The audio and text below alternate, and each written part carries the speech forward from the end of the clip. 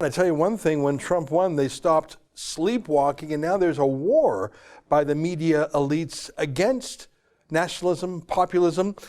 And there's an interesting book coming out next week by James Girdusky. The title of the book, and he writes it with Harlan Hill, the book is They're Not Listening: How the Elites Created the National Populist Revolution. Harlan Hill was a founder of Democrats for Trump, and today we are joined via Skype by his co-author, James Girdusky from New York. Ryan, what a pleasure to meet you. Thanks for being here. Thank you for having me. Well, I find this a fascinating subject. Can you define national populism? Yes. So there's basically two major movements. There's nationalism, which is the fight against global elites and international organizations and the loss of sovereignty. And then there's populism, which is a class struggle really against the elites. And national populism has kind of been fused together because they're focused on the same enemy, which is those in the elites pushing globalism, pushing open borders, pushing for more corporatist style economics are just the same people. And this fusion has been going on for decades now. You know, when Trump and Brexit happened, people finally sat there and said, this is something. But it's actually been going on across the world since the 90s. And you saw it, as early as Viktor Orban's victory in 1998, which is where the book starts out from. But then it goes into the Swiss People's Party and their election victory in 1999. You have the Danish People's Party in 2001. And it looks at national populism from a global perspective because it is a global movement. It's not just, derided like it is in the media as just old white people from either the Rust Belt or Northern England who are angry about the loss of sovereignty and mass immigration. You have national populist movements, parties, and positions on every continent on the globe. And the book opens up talking about the immigration policy in Angola and Chile and India, Israel, and throughout Europe and the United States and Canada as well with the Avenir Quebec Coalition. And I think that it's really important to sit there and realize that this movement goes beyond race or religion or creed or political orientation or any national borders. It is a global movement that you're seeing a pushback from neoliberalism. In Canada, our media and political elites like to say we don't have nationalism or populism here. They point to the lack of success amongst a candidate who was squarely in that zone.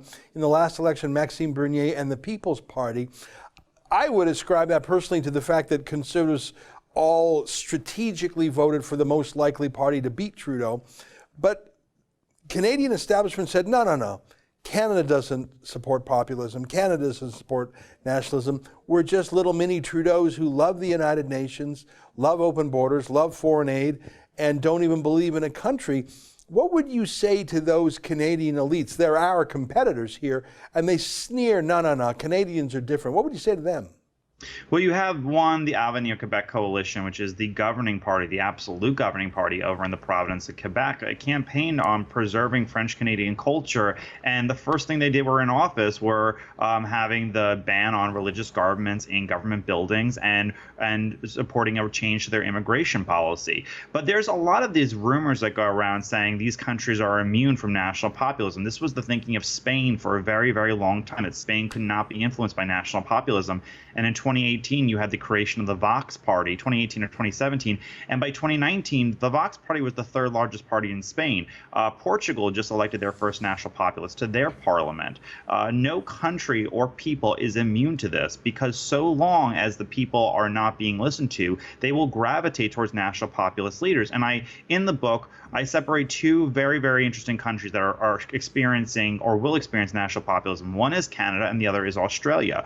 So both Canada and Australia in opinion polls say we want less immigration, we want it more geared toward, we want better living qualities in the cities, we don't want as expensive living costs in the cities. So on Australia's side, they reduced legal immigration and they said new legal immigrants cannot move to the most overpopulated cities because we want to keep the cost of living, especially with the cost of housing, lower. Trudeau did the complete opposite, where he said, no, we're going to actually increase legal immigration and they can move wherever they want. Which is why you had the Avenir Quebec Coalition, I think, winning in such a resounding number in their provincial election.